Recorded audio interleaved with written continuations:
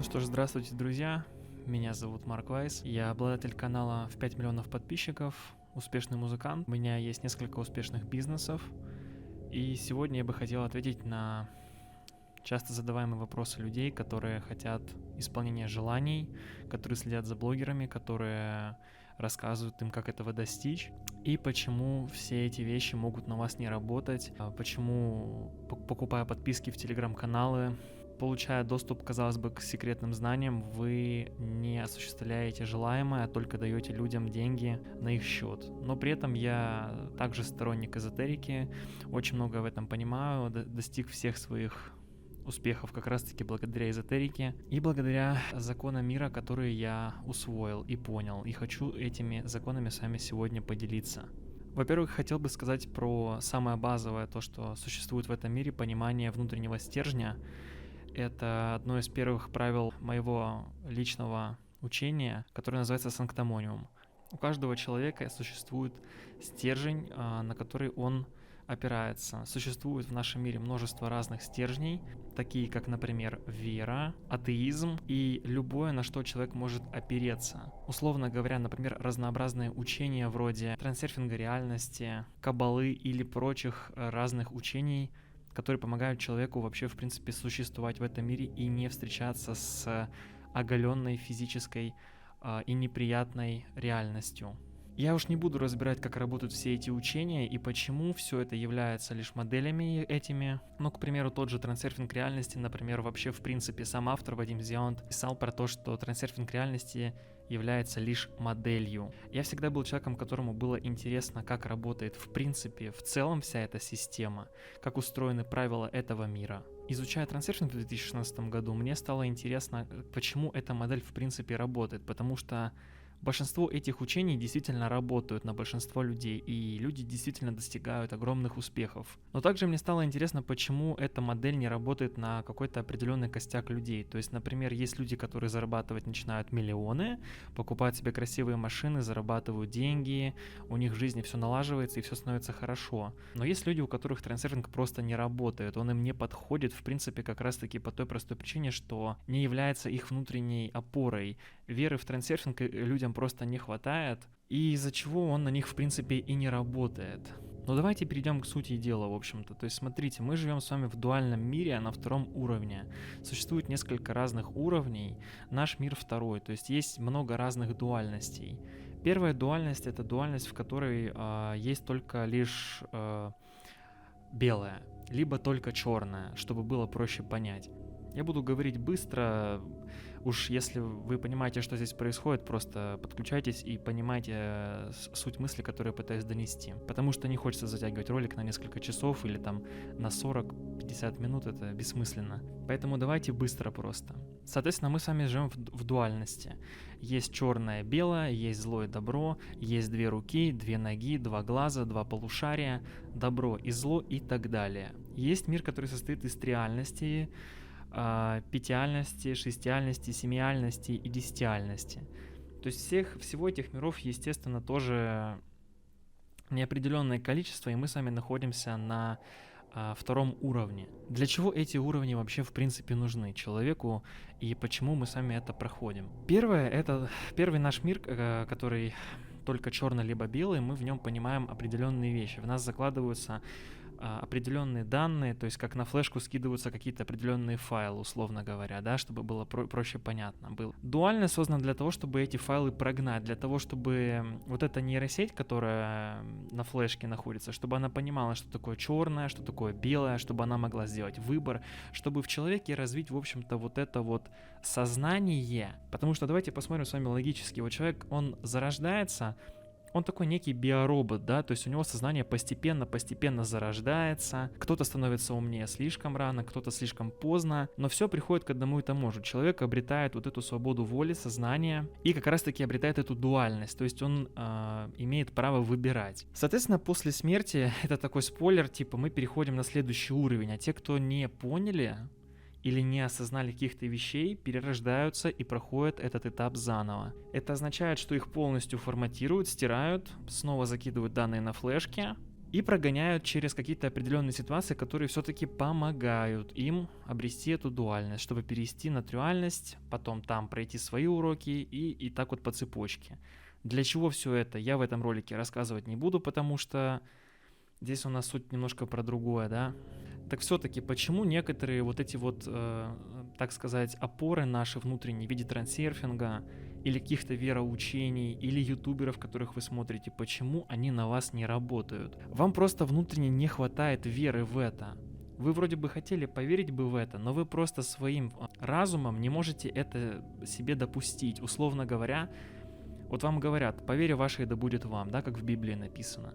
Но вы понимаете, ну как может быть такое, чтобы по вере было дано вообще? То есть ничего в этом мире не может быть просто так. И вы начинаете, такое заезженное слово, вибрировать на чистоте, что так не может быть. Но дело не только в этом. Проблема в том, чтобы взломать эту матрицу и все-таки получить, обрести желаемое, нужно конкретно поверить в определенную вот эту вот опору.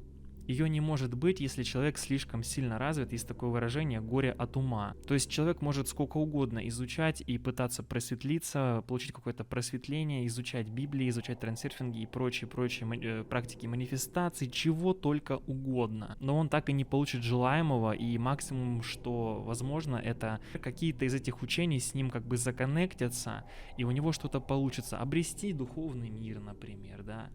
Или еще что-то. То есть что-то будет работать, что-то не будет работать. Так как же сделать так, чтобы веры хватило? Какое учение может все-таки воплотить в реальность вот это ваше внутреннее желание того, чего вы хотите? Потому что сейчас очень много учителей, типа как в Библии было написано, будет очень много вот этих лжеучений, будет очень много антихристов, будем их так называть, да, которые будут исповедовать свои какие-то вероучения, будут желать вам и предлагать вам разнообразные искушения. Но давайте на чистоту. Если вы попали на этот ролик, вы прекрасно понимаете, как устроен этот мир. В том плане вы должны быть смиренной душой. Для того, чтобы что-то получить, нужно абсолютно смириться. Да, та же Библия, банальные вещи абсолютно. Но человек рационального ума скажет, ну как я могу смириться? Если я смирюсь и лягу на диван и буду только манифестировать, да, я не получу желаемое. Как я могу отказаться от того, чего я хочу больше всего на свете? Это может быть исцеление, деньги, богатство, погашение кредитов, да что угодно, или найти любовь всей своей жизни, или призвание. Как я могу отказаться от этого, чтобы получить это? И тут наш рациональный ум как раз-таки истопорится на этом месте. Нам не хватает веры в то, чтобы в это поверить. И мое учение призвано как раз-таки к тому, чтобы вот пучок этот волос, проводов, этот распутать и дать вам эту веру для того, чтобы вы получили желаемое. И все-таки, опять-таки, мы живем в дуальном мире, у нас два полушария. Одно, отвечает за рациональность, как раз-таки то, что мы и не можем себе позволить, да, отказавшись от нашей цели, это звучит слишком нерационально, как можно от нее отказаться, чтобы ее достичь. А другое полушарие более просветленное, более духовное и как раз-таки более... назовем его так, эзотерическое. Духовное подходит больше. Понимаете, из ограничения вот этого языка очень сложно называть вещи своими именами, поэтому просто будьте на одной волне, и я думаю, вы меня поймете прекрасно. Не найдется столько слов ни на одном языке, чтобы объяснить, как все работает, поэтому приходится подбирать разнообразные слова, имейте это в виду. Для того, чтобы получить желаемое, нужно смириться, прежде всего смириться. И это очень сложно сделать, потому что, опять-таки, рациональный наш мозг, рациональная наша сторона мозга, она не позволяет нам этого сделать. Мы начинаем стрессовать, бояться, как это так может быть, как я могу отказаться. Это же практически то же самое, как сказать человеку «смирись с тем, что ты больной». Это практически невозможно сделать, это махнуть рукой и сказать «да пусть будет как будет». Человек практически не может этого сделать. Но давайте я вам приведу пример, когда это работает и почему это сработает и с вами. Предположим, что у человека крайняя ситуация, из которой он не может выйти. К примеру, я не знаю, что-то с ним происходит, к примеру, его ищут за то, что он не отдал кому-то долг. Он у кого-то занял, допустим, и не может отдать, и за ним началась какая-то охота. Он бегает, кружится, смотрит разнообразные видеоролики, пытается отказаться или как-то манифестировать, что у него пришел доход, и он погасил все эти кредиты, но его рациональная часть ему этого просто сделать не позволяет. за счет чего он только сильнее впадает в стрессовые состояния, не может обрести духовное спокойствие, и жизнь у него, в принципе, идет, не так сладко, да, казалось бы. То есть человек, грубо говоря, проходит определенные испытания. И пока сама ситуация не накалится до того момента, пока ему не будет угрожать столь сильная опасность, и пока он самостоятельно не придет к тому, что он махнет рукой и скажет: да будь что будет, то есть, заметьте, это критическая ситуация, это момент, когда он уже смиряется со своей судьбой буквально. То есть он понимает, отдать он не может, куда-то сбежать он тоже не может. То есть все, что ему осталось, это просто сдаться в плен и будь что будет. Когда приходит вот такая критическая ситуация, отключается рациональная часть мозга, и другое полушарие начинает творить просто какие-то невероятные чудеса. В практиках КПТ есть такое понимание, как сброс кортизола, грубо говоря, да. Это когда мозг доходит до такой ситуации, когда уже, совсем абсурд, да, условно говоря. И сбрасывается абсолютно стресс, сбрасываются вот эти вот все остальные штуки, которые мешают человеку выживать и видеть определенные вещи. Давайте приведу простой пример. То есть человек в стрессе, он не может увидеть определенных вещей, да, условно говоря. У него очень туннельное зрение, он смотрит туннельно. Он не видит определенных решений каких-то задач и так далее, да, это с точки зрения психологии, если кому интересно, как это работает. С точки зрения духовных практик, когда кризисная ситуация проходит, это завершение урока, то есть человек приходит уже самостоятельно к тому, что он махает рукой и говорит: да будь что будет. И начинают с этого момента случаться чудеса. Вот сколько в жизни у вас раз такое было, попробуйте вспомнить.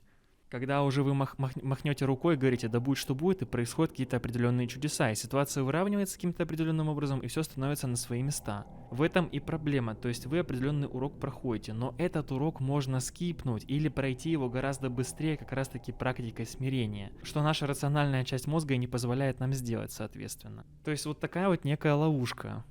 По поводу этой ловушки сложно будет что-то разъяснить, потому что, опять-таки, людей много. Если я начну что-то рассказывать, я хрен знает, как на это люди отреагируют, поэтому тут нужно быть очень осторожным с этими знаниями. Соответственно, поэтому я и скрываю лицо.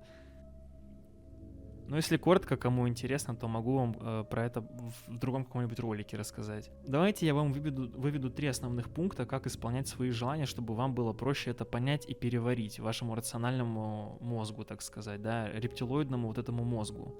Да, это тоже интересная тема, опять-таки, есть люди, которые в теме, есть которые не в теме. Рептилоидный мозг — это вот наша амигдала, которая нам дана была, да, опять-таки. Но я не буду вдаваться в подробности, возможно, в других роликах каких-то я это расскажу. А сейчас конкретные примеры и решения этой задачи. Первое — это, естественно, снизить важность, да, то есть абсолютно отпустить эту ситуацию и сказать: это может произойти, а может и не произойти. Отпустить вожжи, короче говоря. Это очень сложно сделать, но есть куча практик абсолютно разнообразных, которые можно применить. Одна из основных — это, конечно же, практика духовной смерти, что уже абсолютно ничего не важно. Это закрытое такое знание, не для всех, опять-таки. Кем-то оно осуждается, кем-то не осуждается, но оно очень хорошо помогает в плане отпускания важности. То есть, коротко, суть в том, что вы представляете, что перед вами черный экран, и все это закончилось, и больше ничего не важно. То есть на этом конец игры. Но эту практику я не рекомендую использовать, попробуйте найти в интернете более что-то подходящее вам, потому что такие практики, их с умом нужно использовать простым людям. Если вы просто случайно на этот ролик наткнулись, например, да, вам вселенная подослала этот ролик, чтобы вы что-то побольше узнали, и я про это внезапно сказал, попробуйте использовать практику снижения важности немножко другими методами, потому что это немножко закрытая история. Второе, тут есть разветвление. Можно поставить целевой слайд, у многих это работает. То есть, условно говоря, это практика туннельного зрения на ваш слайд. Те, кто знакомы с трансерфингом, знают о том, что, например, вы строите себе в голове какую-то картинку, долго на нее смотрите, подкрепляете ее эмоциями, проживаете ее. Это такая некая манифестация из New Age, если сравнивать, да, те, кто в теме, тоже понимают. То есть вы мысленно создаете свою реальность внутри себя. Но имейте в виду, что такая история займет какое-то время, от 2 до 3 месяцев, иногда до полугода, в зависимости от вашего как раз-таки внутреннего столба, на который вы опираетесь. Если он у вас сильный, это произойдет достаточно быстро. Если вы в это не верите, и ваш рациональный ум не позволяет вам это принять, это будет очень долго и мучительно. Поэтому второе, как это можно сделать, по моей практике, которую я сам самостоятельно разработал, вы можете использовать магическое мышление. Более 85% населения Земли имеют такую вещь под названием как магическое мышление. Оно есть у большинства, это что-то вроде «если я сделаю так, то произойдет вот это». Или это больше всего сравнимо, например, с приметами, то есть какие-то внутренние установки, в которые мы верим из поколения в поколение, то, что в наших стволовых клетках просто уже впечатано как программный код. Вы можете использовать эту технику. Коротко говоря, опять-таки, не буду здесь распинаться, возможно, в другом видео об этом расскажу. Ваша задача сначала что-то отдать.